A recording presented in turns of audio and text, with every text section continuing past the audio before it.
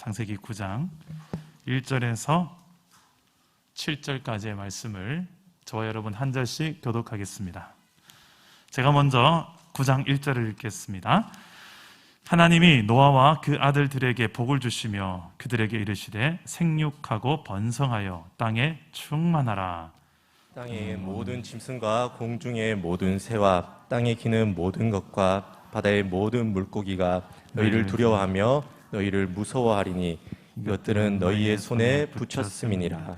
모든 산 동물은 너희의 먹을 것이 될지라. 채소같이 내가 이것을 다 너희에게 주노라. 그러나 고기를 그 생명되는 피째 먹지 말 것이니라. 내가 반드시 너희의 피 곧 너희의 생명의 피를 찾으리니 짐승이면 그 짐승에게서, 사람이나 사람의 형제면 그에게서 그의 생명을 찾으리라. 다른 사람의 피를 흘리면 그 사람의 피도 흘릴 것이니 이는 하나님이 자기 형상대로 사람을 지으셨음이니라. 함께 읽겠습니다. 너희는 생육하고 번성하며 땅에 가득하여 그 중에서 번성하라 하셨더라. 아멘. 오늘도 말씀으로 찾아오시는 주님 만나기를 축복합니다. 우리가 지금 계속 코로나 시대 연속을 살고 있는데요, 우리 사랑담은 교회는 상가의 주변에 둘러싸여서 상가교회로 지금 존재하고 있죠. 잘 모르시군요. 우리가 지금 있는 곳이 상가라는 곳입니다. 그 말로만 듣던 상가교회. 그래서 이 주변에 보면 수십 개의 상가들 사장님들이 있어요. 그래서 저는 주중에 여러 사장님들을 만납니다. 그래서 지나가면서 인사하고 안녕하세요 사장님 잘 지내시죠? 요즘 어떠세요? 이렇게 물어봐요. 근데 한 몇 주째 계속 표정이 좀 어두운 카페 사장님이 있었어요. 좀 젊은 분이신데 인사를 해도 좀 얼굴이 좀 어두워서 한번 제가 여쭤봤죠. 요즘 많이 좀 힘드신가 봐요. 그랬더니 목사님 손님이 없어요. 아니 얼마 전만 해도 손님 많이 줄 서서 드시고 그러던데 왜 그러세요? 글쎄요 목사님. 그래요. 제가 주중에 꼭 새벽에 기도하겠습니다. 힘내십시오.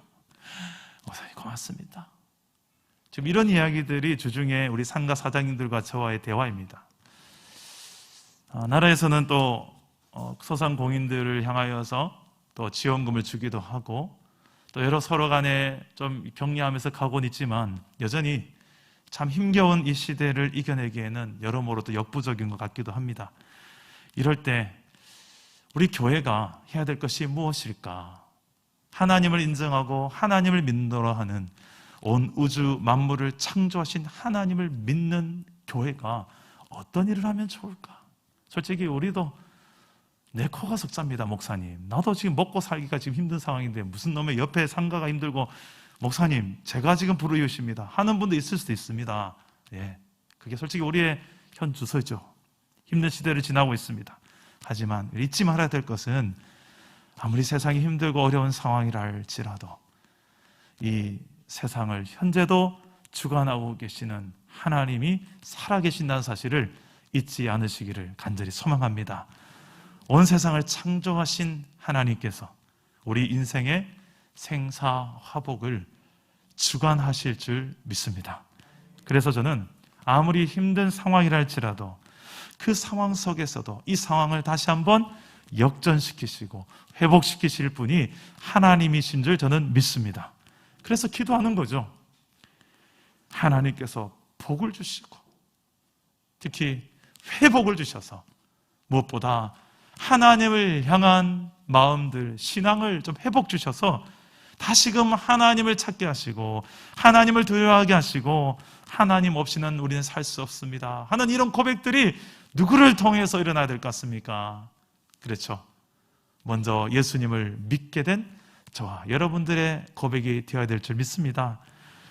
오늘 말씀에서도 참 힘든 시대를 보고 있어요.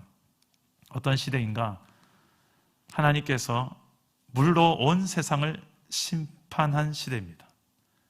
얼마나 세상이 타락했는지 하나님께서 한탄하시고 근심하시고 참으시다가 결국은 칼을 뽑으셔서 대홍수가 일어났어요.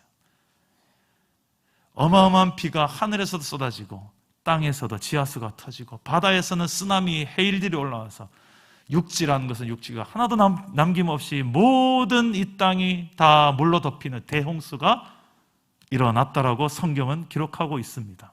저는 이것이 역사적 사실이었음을 믿습니다. 이 엄청난 대홍수를 지나온 한 가정이 있습니다. 바로 노아의 가정이에요. 그 노아의 가정은 창세기 보니 하나님께 은혜를 입었더라. 하나님께 은혜를 입어서 하나님께서 그를 통하여 구원의 방주를 만들라 하시고 어마어마한 크기의 축구장 1.5배의 크기의 큰 방주를 만들어서 그곳에 노아의 가족과 또 여러 짐승들, 암수 7상 또 한 상 이렇게 해서 다 태워서 이런 생존할 수 있도록 구원할 수 있도록 하나님께서 노아를 통하여 구원의 방주를 만들게 하셨습니다. 그 말씀에 순종해서 믿음으로 순종해서 그의 가족과 수많은 동물들까지 구원을 경험합니다. 그리고 그 방주 속에서 무려 한 1년이 넘도록 긴 시간 동안의 방주 생활을 했어야 됐어요. 생각해 보세요. 말이 1년이지 그 속에서 얼마나 많은 동물들의 배설물과 또 사료 또 야행성 동물도 있을 텐데 얼마나 잠을 잘 못 자가면서 노아의 가족이 힘들었을까. 그리고 이런 과정 속에서 1년의 세월을 지나고 이제 나와서 세상을 봤는데 이제 서서 이제 육지가 드러나는 그 육지에 겨우 이제 배를 대고 동물들과 함께 육지로 나온 상황에 노아와 그의 가정의 심정이 어땠을까요? 마치 이 코로나 시기가 딱 끝나고 코로나 종식 선언, 이젠 코로나 끝났습니다. 우리는 얼마나 할렐루야 외치겠습니까? 마치 이제 노아의 홍수, 물 심판은 끝났다. 감격과 기쁨도 있겠지만 동시에 이제 어떻게 살아가야 되지? 세상에 남은 게 아무것도 없어요. 이제 동물들과 노아의 가족밖에 없습니다. 참 막막한 마음과 염려와 두려움이 있을 수도 있는 노아의 마음 아니겠습니까? 그런 노아의 가족을 향하여서 오늘 말씀에 하나님께서는 복을 약속하십니다. 어떤 복요? 생육하고 번성하여 땅에 충만하라. 이 복은 창세기 1장에 나온 아담과 하와 처음 사람을 창조하시고 하나님께 주신 복과 똑같은 복을 이야기합니다. 오늘 말씀 한번 1절과 2절 말씀을 우리 다 같이 한번 읽어봅시다. 시작. 하나님의 노아와 그 아들들에게 복을 주시며 그들에게 이르시되 생육하고 번성하여 땅에 충만하라. 땅의 모든 짐승과 공중의 모든 새와 땅에 기는 모든 것과 바다의 모든 물고기가 너희를 두려워하며 너희를 무서워하리니 이것들은 너희의 손에 붙였음이니라. 자, 창세기 1장에서 생육하고 번성하고 땅에 충만하라, 땅을 정복하고 다스리라라고 이 모든 세상 창조를 끝낸 다음에 인간을 마지막에 창조하시면서 주신 사명입니다. 여러분, 생육하고 번성하는 것, 이거는 그냥 저절로 되어지는 거 아닙니까? 라고 말할지 모르겠지만 그게 아니에요. 하나님께서 주권 가운데 우리에게 주신 복인 줄 믿으시길 바랍니다. 하나님은 우리의 살고 죽는 것, 그리고 복과 생사화복의 주관자라고 성경은 기록하고 있어요. 이 힘든 코로나 시기 속에서도 저와 여러분들이 우리의 가정과 우리의 일터, 또 이 땅의 모든 힘겨운 상황들 속에서 우리가 할 수 있는 게 너무나도 없지 않습니까? 이 시대를 어떻게 극복하게 할 수 있을까? 저는 이 모든 주관자 되시는 하나님 앞에 나아가서 하나님께 간구할 수 있는 저와 여러분 되시기를 간절히 소망합니다. 오늘 말씀 속에서 그래서 하나님께서 어떤 복을 누구에게 왜 이런 복들에 대한 이야기를 하시는지를 좀 살펴보고자 합니다. 첫째로 하나님은 예배하는 자들에게 복을 주십니다. 우리 따라서 해봅시다. 예배하라. 오늘 말씀, 이 축복의 장면 바로 이전의 말씀이 어떤 말씀이 있었는지를 살펴보면 노아의 가족이 하나님을 예배하는 장면이 나옵니다. 어떤 예배를 드렸는지 한번 봅시다. 창세기 8장 20절, 22절. 8장 20절에서 22절까지 한번 읽어보겠습니다. 시작. 노아가 여호와께 제단을 쌓고 모든 정결한 짐승과 모든 정결한 새 중에서 제물을 취하여 번제로 제단을 드렸더니 여호와께서 그 향기를 받으시고 그 중심에 이르시되 내가 다시는 사람으로 말미암아 땅을 저주하지 아니하리니 이는 사람의 마음이 계획하는 바가 어려서부터 악함이라. 내가 전에 행하던 것 같이 모든 생물을 다시 멸하지 아니하리니 땅이 있을 동안에는 심음과 거둠과 추위와 더위와 여름과 겨울과 낮과 밤이 쉬지 아니하리라. 아멘. 자, 노아의 가정은 이 홍수가 끝나고 배에서 내려 땅을 밟자마자 했던 첫 번째 행위가 바로 예배였습니다. 예배하는 가정, 그 가정을 하나님께서는 귀하게 보시고 복을 주십니다. 제가 계속 가정예배 하며 강조하는 이유가 여기에 있어요. 우리 사랑남은교회 복도를 지나오시면 알겠지만 복도에 스티커를 부착해 가면서 적어도 일주일에 한 번은 우리 가정이 예배를 합시다. 우리 가정 아무도 예수 안 믿고 나만 예수 믿는다면 나 한 사람이라도 새벽에 아니면 저녁에 거실에서 침실에서 대표로 예배합시다. 그러면서 스티커 붙여가면서 우리 가정의 예배들을 살리고 있지 않습니까? 왜 그렇게 하겠습니까? 저는 이런 우리 성경에 나타난 여러 예배하는 역사들의 행진들 보면 하나님께서 축복하신 장면, 하나님께서 복을 주신 장면 속에 항상 예배가 함께 가요. 예배하는 백성들이 하나님께서 복을 주시더라고요. 원래 이 예배는 하나님께서 인간을 창조하신 목적입니다. 왜 우리를 창조했냐고요? 예배하게 하려고. 왜 죄인된 우리를 예수님 그 아들을 십자가에 매달아 가면서까지 우리를 구원하셨습니까? 다시 예배하게 하려고. 창조의 목적이요 구원의 목적은 예배입니다. 가장 간단한 건데 이 예배가 우리는 별거 아닌 것처럼 좀 바쁘면 다음에 하고 좀 힘들면 좀 편안한 예배를 찾고, 이게 솔직한 예배가 내 삶에 그렇게 귀중하고 그렇게 우선순위가 되지 않을 경우가 참 많이 있지 않습니까? 예배는 하나님께서 인간에게 주신 최고의 복입니다. 피조물인 인간이 온 우주를 창조한 하나님을 만나는 시간이 예배이기 때문에 그렇습니다. 하나님과 만나는 정도가 아니라 그분과 친밀한 교제까지 누릴 수 있도록, 그냥 교제가 아니라 지정의 지식과 감정과 자유의지를 총동원하여 전인격으로 하나님의 전인격과 우리의 전인격이 만날 수 있는 이 놀라운 신비의 시간이 예배 시간이에요. 예배는 구원받은 인간의 마땅한 도리요, 저와 여러분 예수를 정말 믿는다면 이 예배 시간만큼 우리에게 소중한 가치, 이 가치는 없어요.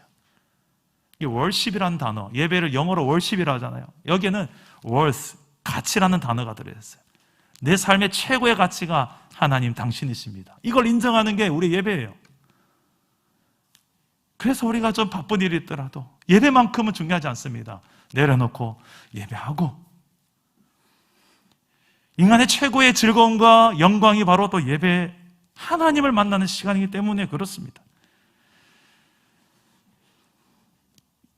하나님의 창조의 목적인 이 예배를 잘 드리는 인생은 이미 그 사람이 복된 사람이지만 하나님은 이 복된 자가 복된 삶을 사는 예배자로 살아갈 때 보면 더 그를 또 복되게 하세요.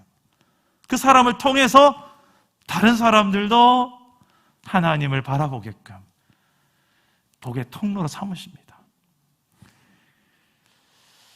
저는 우리 사랑 담은 교회에 계속해서 이런 우리 목표를 세우고 가는데 2022년도 목표에 이제 with Jesus, with the church, with the world 해서 주와 함께, 교회와 함께, 세계와 함께, 열방과 함께 이런 목표를 세우고 구체적인 실천 사항들을 하나씩 해나가는 중입니다. 근데 그 중에 어떻게든 가장 중요한 것이 우리 지금 이 공동체 예배와 그리고 작은 소그룹 셀 예배입니다. 셀 모임입니다. 그리고 가정 예배, 이런 예배들이. 그 셀 모임 중에 어떻게든 좀 우리가 셀 모임을 좀 활성화시켜 보고자 올해는 대신방을 시작을 셀 모임으로 했잖아요. 지난주에 다 마쳤는데 제가 셀 모임에 들어가서 다 이렇게 질문을 좀 몇 분들에게 던져봤습니다. 예배란 뭐라고 생각하십니까? 예배란 땡땡땡이다. 너무 멋진 정의들을 다 내려주시더라고요. 그래서 저의 마지막 제 생각을 또 이야기했습니다. 저는 예배가 이거라고 생각합니다. 지금까지 살아오면서 목회하면서 예배에 대한 정의를 저는 수백 가지를 내려봤어요. 근데 최근에 제가 내린 예배에 대한 정의를 이렇게 고백합니다. 예배란, 저에게서 예배란 죄인이 거룩하신 하나님을 만나는 은혜의 시간입니다. 어떻게 보면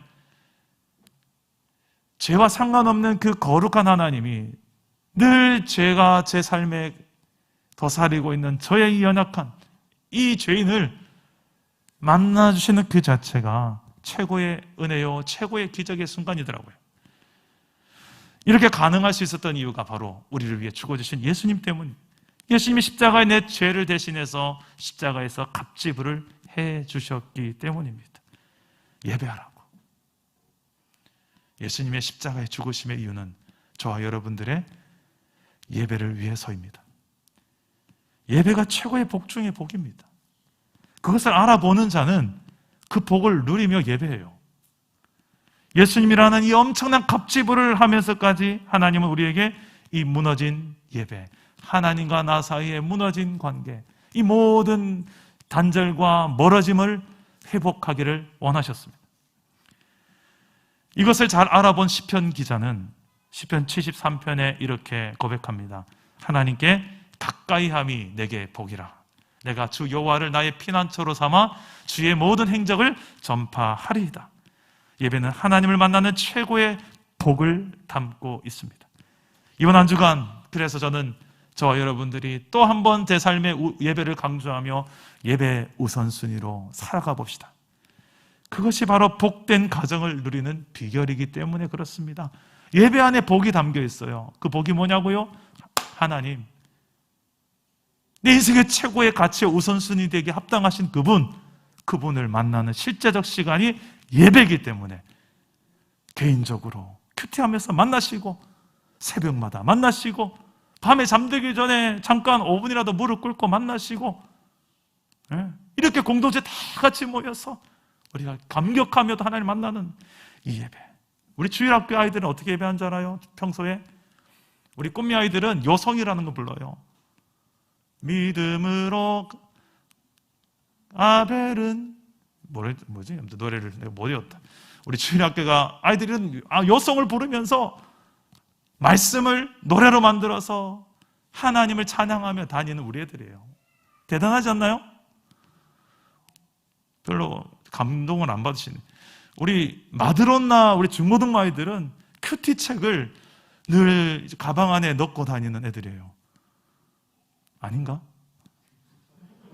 맞지? 예, 제가 그렇게 알고 있어요. 그만큼 큐티를 사랑하는 우리 중고등부 아이들이에요. 여러분, 이런 우리 다음 세대 아이들이 계속해서 개인 예배, 또 공동체 예배.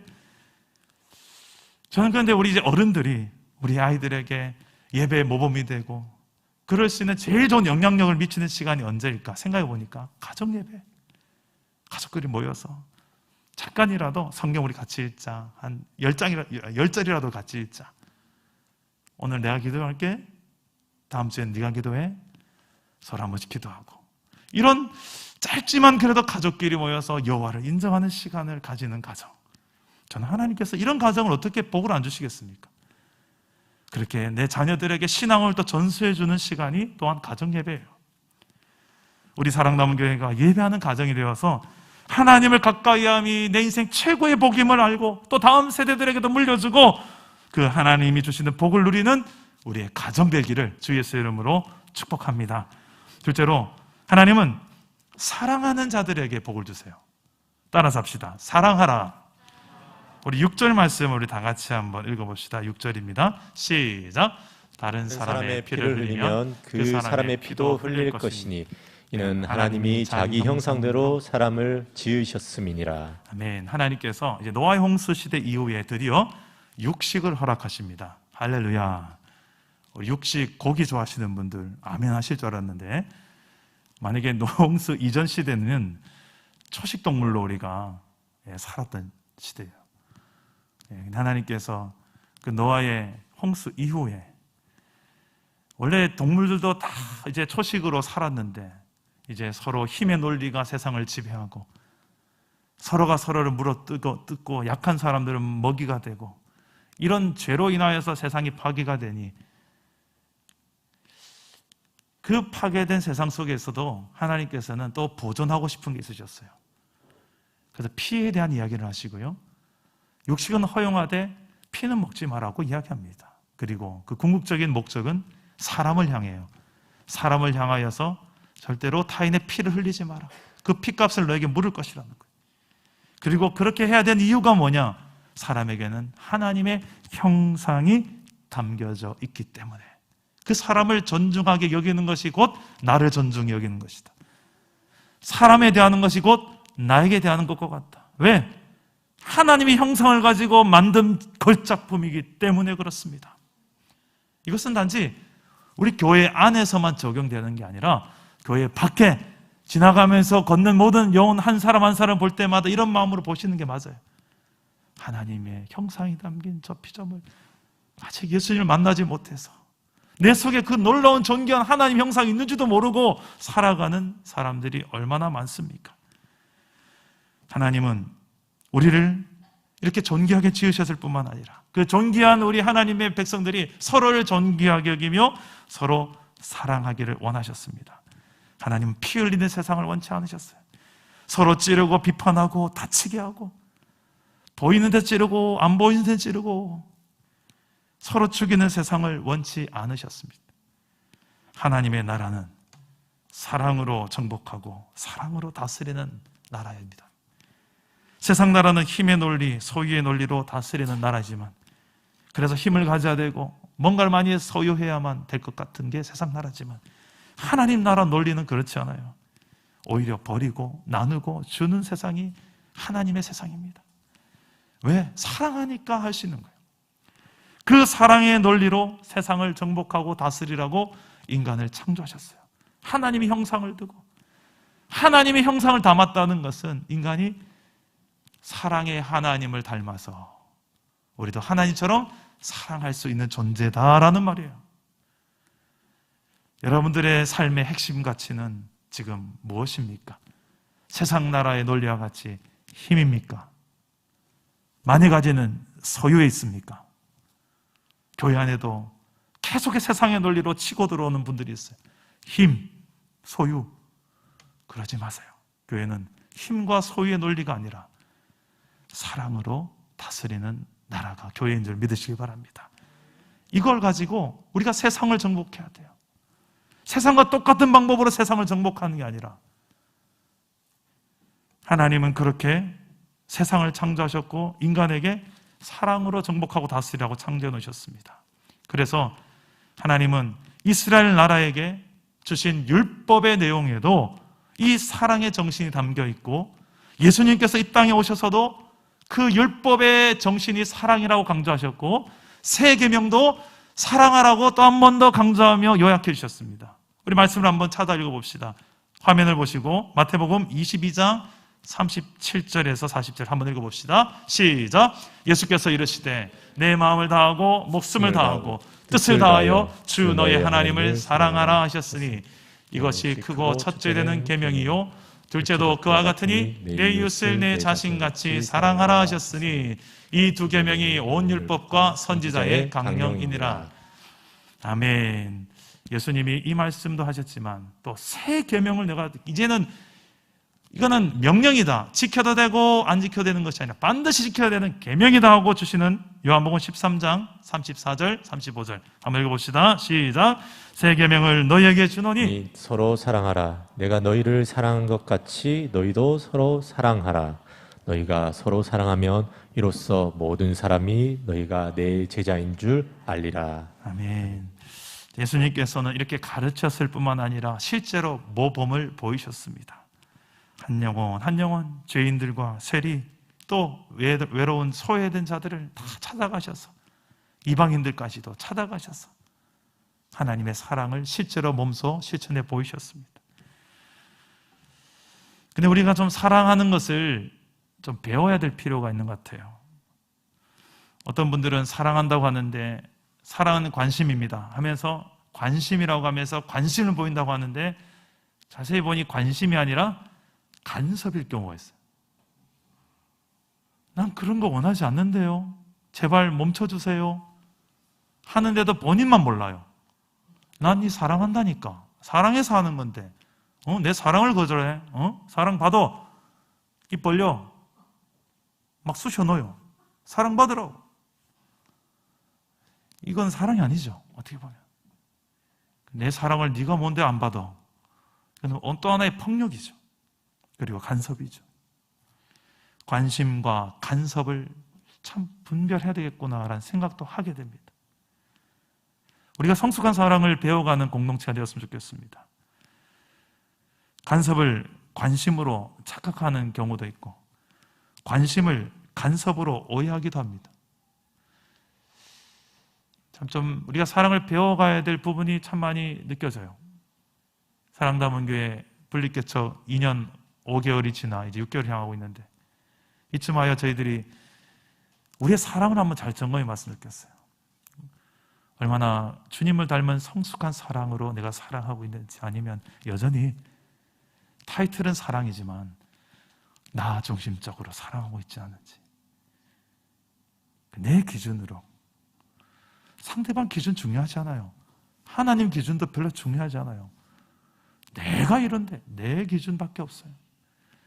근데 조금만 뒤로 한 걸음 물러나서 객관적으로 보면 이게 정말 사랑, 하나님의 나라를 이루는 사랑일까? 그냥 무조건 달콤한 말이라고 다 사랑일까요? 설교 시간에 제가 여러분 기분 좋은 말만 하는 게 사랑일까요? 저는 그렇지 않다고 생각합니다. 성경 66권의 말씀 골고루 한 절도 빠짐없이 하나님의 마음을 1.1핵도 빠짐없이 다 제대로 전하는 것이 진짜 저는 사랑이라고 믿습니다. 여러분, 가정을 한번 자세히 들여다보세요. 지금 명절이 얼마 안 남았는데 매년 찾아오는 명절, 그냥 코로나 시대니까 이번에는 방역 수칙도 더 엄격해질 것 같으니까 그냥 적당히 하고 넘어가자. 제가 꼭 뭐 찾아가서 뵈야 된다 이 말을 하는 게 아닙니다. 어떻게 보면 아직 여러분 가정 속에도 주님을 믿지 않는 불신 가족이 있을 수 있죠. 명절은 가장 좋은 기회죠. 가족들이 만날 수 있는. 지금부터 이미 중보기도하며 기도로 명절을 준비하는 성도들도 있을 것입니다. 그게 맞아요. 왜? 어마어마한 영적 전쟁이 치러지는 게 우리나라의 명절이기 때문에 그렇습니다. 제사 문제, 또 묘한 갈등 관계, 신경전. 이건 명절이 기쁜 날이 아니라 정말 고문의 날인 경우가 참 많아요. 그런데 이런 가정, 이런 구조 속에서도 우리가 놓치지 말아야 할 중요한 가치가 뭐냐? 한 영혼을 향한 하나님의 사랑이고 복음으로 이 영혼과 가정을 살려내야 될 우리에게 주어진 사명이 있다는 거예요.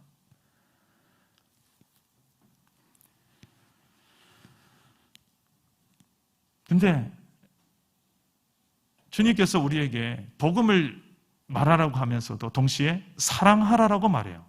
자, 복음을 전하는 것과 사랑하라는 것이 따로 노는 걸까요? 같이 가는 걸까요? 이 두 가지는 뗄래야 뗄 수 없어요. 사랑하니까 복음을 전할 수밖에 없고 복음을 전하는 것보다 더 큰 사랑은 없습니다. 그런데 아직 복음을 듣기는 전혀 귀를 열 준비가 안 돼 있는 우리 주변의 영혼들이 있어요. 그들에게는 끊임없이 사랑을 또 퍼붓는 거죠. 큰 돈이 필요한 것도 아닙니다. 아주 작은 관심으로부터 출발하고 우리의 기도로부터 출발합니다. 가정을 위해서 기도하다 보면 내가 어떻게 가정을 사랑으로 섬겨야 될지 성령께서 지혜를 주세요.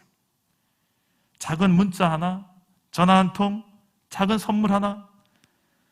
이번에 명절을 앞두고 내가 어떤 말, 문자, 전화, 어떤 선물 하나를 좀 준비해 볼까? 직접 만나지 못하더라도. 돈이 많아서 섬기고 나누는 것이 아닙니다. 마음이죠. 사랑이죠. 작은 것 하나라도 어떻게 하면 섬기려고 나누려고 하는 가정, 저는 그 가정이 복된 가정이 아닌가 싶습니다. 예전에 제자훈련 하다가 제가 숙제를 생활 숙제를 내주는데 만 원의 행복이라는 숙제를 내줬어요. 근데 도대체 목사님, 10,000원 가지고 무슨 선물을 합니까? 10,000원 가지고 무슨 행복을 줍니까? 10,000원 가지고 무슨 감동을 줍니까? 하면서 좀 원성이 있었어요. 매년 원성이 있었는데 매년 일주일 뒤에 다들 결과물을 가져온 거 보면 얼굴이 환하게 펴서 옵니다. 야, 10,000원으로도 되네요. 우리가 고민을 안 했을 뿐이었네요. 하면서 어떤 분은 택시를 탔는데 택시비 좀 잔액이 남았는데 10,000원 행복. 내가 요거 한 몇천 원 안 받아야지 하면서 안 받고 하나님에 대한 이야기 해주고 내리는 그런 제자도 있었고, 뭐 각자의 감정들을 가지고 다 이야기를 해요. 보면 야, 그래, 액수의 크기가 아니구나. 여러분들의 삶에 지금 여러분의 작은 관심 하나, 작은 섬김 하나면 한 영혼이 살아나고 한 영혼이 회복되고 그 가운데 하나님이 주신 이 복이 또 전달되고 복음이 전달되고 이런 역사들이 일어나게 되기를 간절히 소망합니다. 마지막으로 하나님의 약속을 믿는 자에게 하나님은 또한 복을 주십니다. 따라서 해봅시다. 하나님의 약속을 믿으라. 자, 하나님은 이 땅에 재앙 내리는 것을 기뻐하지 않으십니다. 예레미야 29장 11절 말씀을 우리 다 같이 한번 읽어봅시다. 시작. 여호와의 말씀이니라. 너희를 향한 나의 생각을 내가 아나니 평안이요 재앙이 아니니라. 너희에게 미래와 희망을 주는 것이니라. 자, 하나님은 재앙을 원치 않으셨대요. 그런데 노아의 홍수 심판은 웬 그런 큰 대재앙을 내리셨습니까? 라고 질문할지 모르겠습니다. 그것은 인간이 이 범죄함으로 말미암은 결과였습니다. 범죄함으로 오래 참으시다가 더 이상 가만 놔두는 것 자체가 인간을 위하는 길이 아닌 것을 아시기에 하나님 또한 의로운 하나님이시기에, 공의 하나님이시기에 심판하셔야 되는 상황들이 있습니다. 그런데 하나님은 심판하기를 원치 않으세요. 그런데 심판해야 돼요. 왜? 인간이 또 죄 지으니까. 의로우신 하나님께서. 방법이 뭘까요? 여기서 하나님이 발견해낸 방법이 바로 언약이라는 것입니다. 하나님은 약속을 지킬 수밖에 없는 신실함을 가지고 계신 하나님이세요. 그래서 하나님의 신실하심을 걸고 연약한 인간 저와 여러분들을 위해서 언약을 체결하시고 언약을 주십니다. 우리 창세기 8장 21절 말씀, 오늘 말씀 앞에 8장 21절 말씀을 다 같이 한번 읽어봅시다. 시작. 여호와께서 그 향기를 받으시고 그 중심에 이르시되 내가 다시는 사람으로 말미암아 땅을 저주하지 아니하리니 이는 사람의 마음이 계획하는 바가 어려서부터 악함이라. 내가 전에 행한 것 같이 모든 생물을 다시 멸하지 아니하리니. 자, 아담과 하와의 범죄 이후에 타락한 인류를 보시고 인간들의 마음이 어릴 적부터 악한 것을 하나님께서 보셨대요. 자, 어른이 돼서 악한 게 아니라 어렸을 때부터 인간이 악한 것을 하나님이 보셨대요. 여러분, 애들을 낳고 길러보신 분들은 아실 거예요. 이제 1살짜리가 무슨 죄를 짓겠네. 죄 지어요. 저희 은석이 다이를 보니까 어릴 때도 제가 죄를 가르쳤겠습니까? 막 빼앗고 때리고 욕심부리고 막 제가 그걸 가르친 적이 없습니다. 이 갓난 아기들 세계에서도 힘의 논리가 존재하더라고요. 소유의 논리가 존재해요. 세상의 방법을 언제 애들이 배웠지? 근데 애들이 기가 막히게 그걸 알아요. 야, 진짜 본질상 진노의 자녀가 맞구나. 원죄라는 게 뭔지를 난 좀 체험하겠구나 라는 생각을 했어요. 이런 어려서부터 악한 것을 하나님께서 아셔서 인간 스스로는 절대 선을 행할 수도 없고 악한 자신으로부터 구원할 수도 없는 이 연약한 인간의 세상을 아시고 하나님께서 생각한 방법, 바로 언약을 체결하는 거였어요. 왜요? 이 언약은 하나님께서 스스로 책임에 귀속하는 위대한 은혜입니다. 다시요. 하나님께서 스스로 책임에 귀속하는 위대한 은혜예요. 우리는 이런 하나님의 언약, 약속들을 성경에서 자주 볼 수 있습니다. 성경 전체가 다 하나님의 이런 약속이라고 해도 과언이 아닙니다. 왜 이렇게까지 약속을 하시는 걸까요? 우리가 약속을 잘 지켜낼 것을 기대하셔서? 아닙니다. 오히려 그 반대일 것입니다. 우리가 얼마나 약속을 잘 깨뜨린지를 아셔서, 우리가 얼마나 연약한지를 잘 아셔서, 마음은 원이로되 육신이 얼마나 연약한지를 아셔서, 사람의 마음이 계획하는 바가 어려서부터 악하다는 것을 보시고 아셔서. 누구 이야기하는 거예요 지금? 저 여러분, 우리 이야기잖아요 지금. 얼마나 우리가 많은 약속을 하나님께 남발합니까? 기도로, 뭐로, 찬송 가사로. 근데 실제로 그렇게 사냐는 거죠. 나 무엇과도 주님을 바꾸지 않으리 해놓고 예배당 나가서 막 여러 개 바꾸고. 우리의 삶을 가만히 들여다보면 얼마나 많은 약속이 깨어지는 현장이 우리의 삶의 현장이 아닌가 모르겠습니다. 이런 신실하지 못한 우리의 모습들이 하나님께서 보시고, 하나님은 보시고 아셨다고 말씀합니다. 그리고 하나님은 내가 내 신실함을 걸고 너희들과 약속을 체결하겠다. 그래서 다시는 내가 이런 모든 생물을 물로 심판하지 않겠다라고 약속하고 계십니다. 우리 다 같이 한번 9장 11절에 13절 말씀을 다 같이 한번 읽어봅시다. 다 같이 읽겠습니다. 시작. 내가 너희와 언약을 세우리니 다시는 모든 생물을 홍수로 멸하지 아니할 것이라. 땅을 멸할 홍수가 다시 있지 아니하리라. 하나님이 이르시되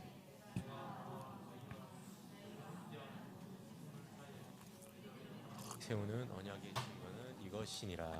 내가 내 무지개를 구름 속에 두었나니 이것이 나와 세상 사이의 언약의 증거니라. 아멘.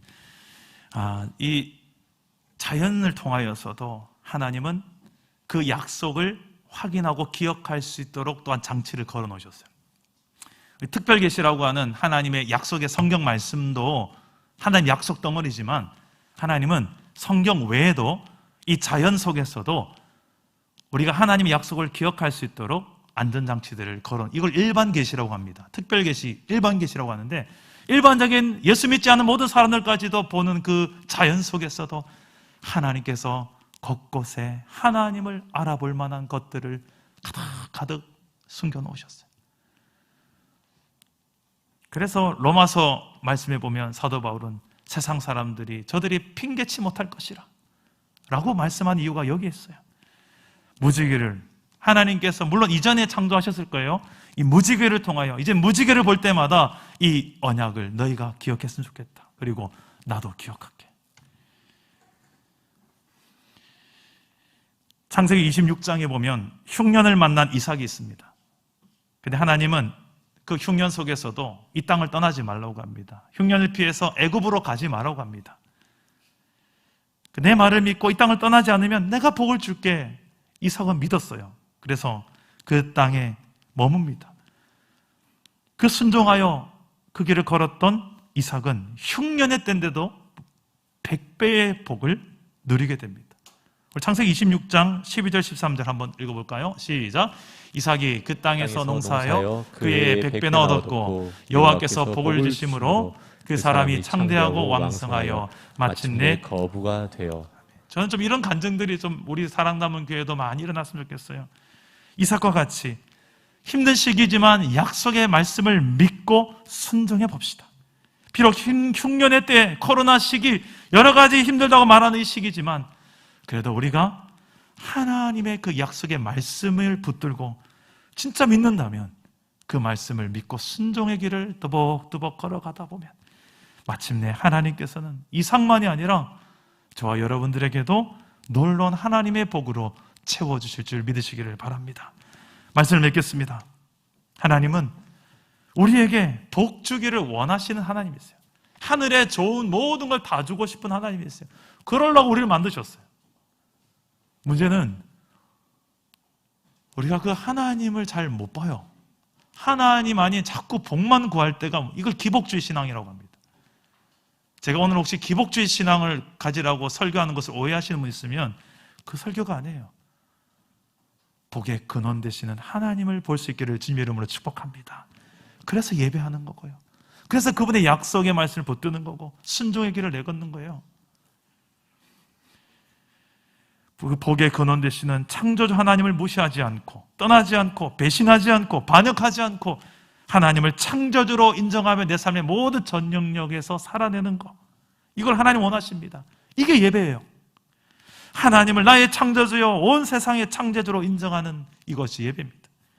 하나님을 창조주로 인정하지 않고 내가 주인 되려 하고 내가 하나님 되려 하고 내가 좌지우지 모든 걸 다 주관해야지 내 직성이 풀리고, 그래서 뭐 하나님이고 뭐가 없고 질서도 뭐가 없고 불순종하고 고집으로 그렇게 죄에 빠진 인생을 향하여 하나님은 오래오래 참으시다가 때론 매를 드시기도 합니다. 그러나 하나님은 또한 은혜를 베푸사 구원해내시는 하나님이세요. 홍수 심판 가운데서도 하나님은 큰 배 방주를 준비하셔서 인류와 자연계를 구원하시고 보존하신 것처럼 십자가에서 자신의 아들을 죽게 하여 오늘날 저와 여러분들의 생명, 저와 여러분의 영혼을 또한 구원하신 하나님이십니다. 구원받은 사람들의 마땅한 행위가 바로 예배입니다. 다시 하나님을 창조주로 인정하며 구원자로 고백하며 감사와 찬송을 올려드릴 수 있기를 간절히 원합니다. 하나님의 약속을 붙들고 믿음으로 살아갈 수 있기를 간절히 소망합니다.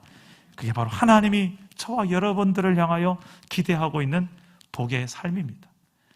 그리고 나아가서 이 복을 누리는 자들이 하나님을 사랑하며 하나님과 예배하는 것이 우리에서 끝나는 것이 아니라 우리 주변의 수많은 영혼들을 향하여까지 이 복을 나누라고, 그 방법이 사랑하는 거예요. 사랑하니까 가장 좋은 내 안에 복된 걸 주고 싶은 거죠. 아브라함을 부르실 때 너는 복이 될지라 하면서 그냥 너만 복되라는 것이 아니라 네가 복된 존재가 되어져서 너를 축복하는 자에게 내가 그들도 축복하고 너를 저주한 자에게 내가 저주할 것이다. 그리고 너를 통해서 모든 민족이 이 복을 누리게 하라는 거예요. 저는 우리 사랑담은 교회가 이제 참 2년 6개월 동안 참 많은 복을 주셨어요. 이 코로나 시기 속에서 처음에 우리가 생존할 수 있을까라는 것을 저는 고민을 했었는데, 생존은커녕 성장을 주셨고 또 많은 고난도 있었죠. 그 고난을 통하여 성숙을 또 배우게 하셨어요. 우리의 지경과 그릇을 더 깊어지게 하고 확장해 가시는 하나님을 저는 보고 있습니다. 하나님 나라는 단지 숫자가 많아졌다는 것을 말하고 싶지 않아요. 숫자가 줄었다고 또 위축되지도 않아요. 얼마나 우리 안에 진짜가 많으냐가 중요합니다. 진짜 하나님 앞에 하나님의 백성들이 많은 자가 중요하죠. 여러분, 하나님을 진정으로 복으로 여기고 산다면 이젠 우리가 그 복을 받은 복을 가지고 좀 나눴으면 좋겠어요. 오늘부터 우리 한 달간 이제 협력 선교사를 후원하기 위해서 모집 공고를 냅니다. 우리 홈페이지에 자세한 내용들을 올려놨는데, 이제 각 셀별로 한 선교사를 우리가 잘 섬길 수 있는 길들을 여러분들이 드릴 거예요. 선이 있습니다. 질서가 있습니다. 그냥 내 마음대로 막 하는 그런 게 선교지에 도움이 안 돼요. 여러분께 좀 잘 따라 주셨으면 좋겠고요. 이미 다 지금 계획되어 있고 이제 셀 리더들과 좀 상의할 것이고 선교팀까지 소통하면서 진행되고 있어요. 이제 우리가 어떻게 세계를 섬길 것인지, 열방을 품고 기도할 것인지, 기도부터 최후할 것인지를 이제 첫걸음 내딛는 거예요. 첫걸음 내딜 때부터 분명히 이렇게 하면 안 되는데, 목사님 참 또 이럴 수 있는 분이 분명히 있을 것 같아요. 천천히 좀 믿고 따라와 주세요. 천천히 가겠습니다.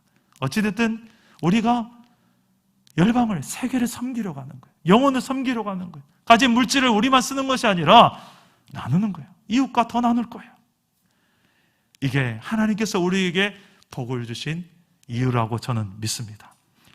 만약에 노아와 그의 가정에게 우리가 들고 있는 찬송가가 있다면, 방주에서 나와서 땅을 처음에 딱 밟고 가족이 가정 예배를 드리는데 어떤 찬송가를 불렀을까요?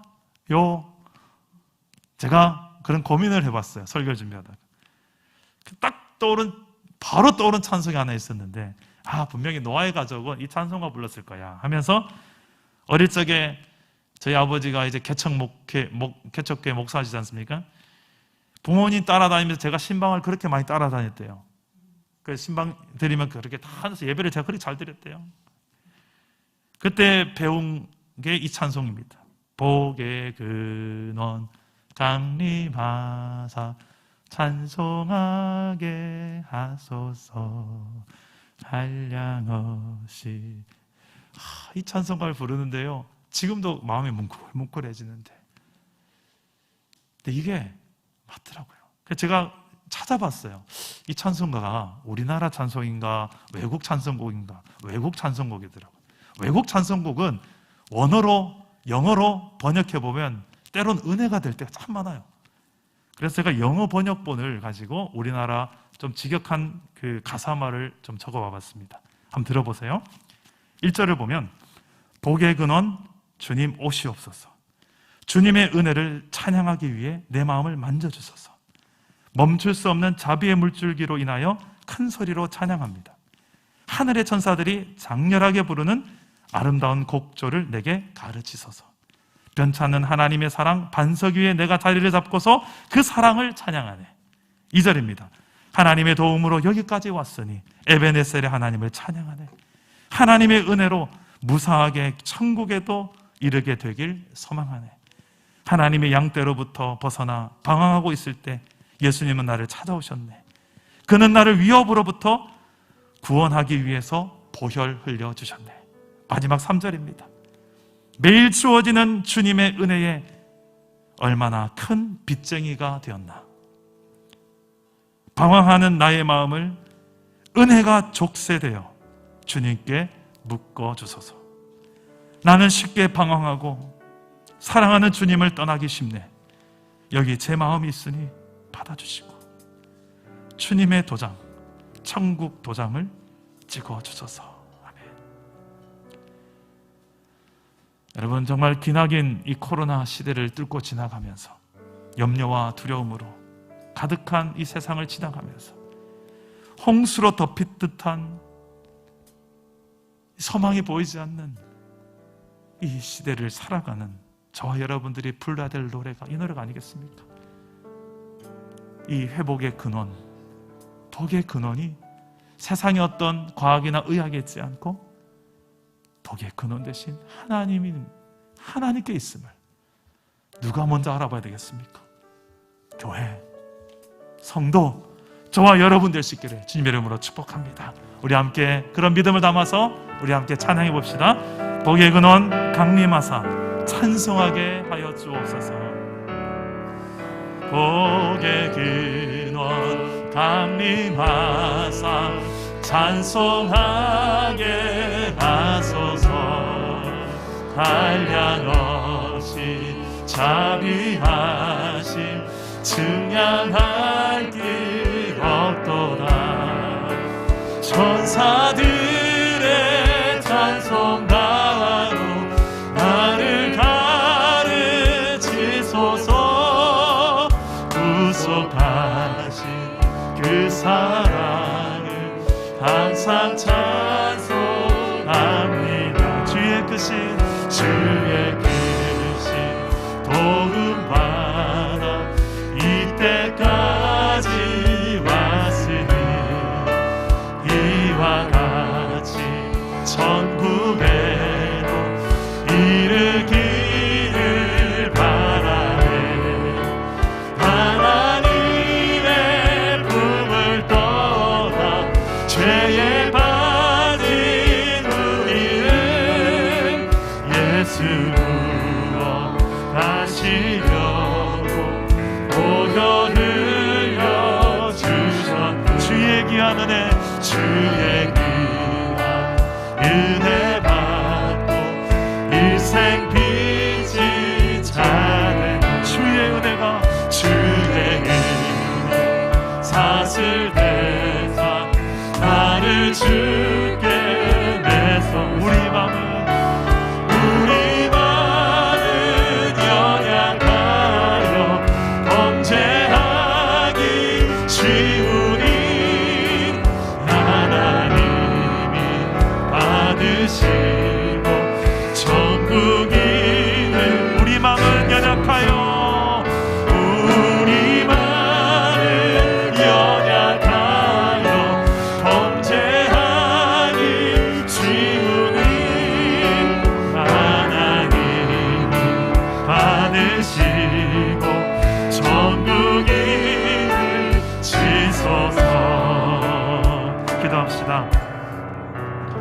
오늘 말씀 붙들고 기도합시다.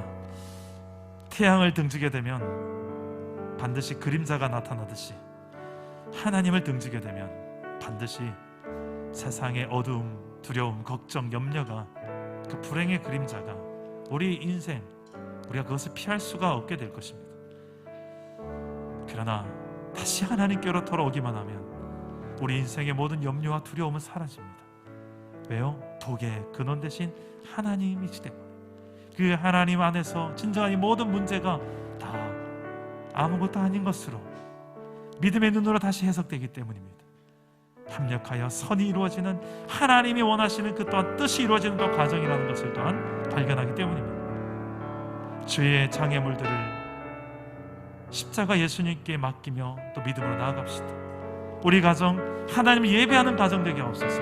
우리 가정 사랑하는 가정 되게 하옵소서. 우리 가정 하나님의 약속을 믿음으로 살아가게 하여 주옵소서. 저를 따라오기도 합니다. 주여 은혜를 주옵소서. 주여 사랑하게 하옵소서. 주여 예배하게 하옵소서. 기도합시다. 아버지 하나님, 우리의 가정을 축복하옵소서. 우리의 가정이 하나님의 그 복을 누리며 그 복을 온 민족에게 나누는 복의 가정 되기를 소망합니다.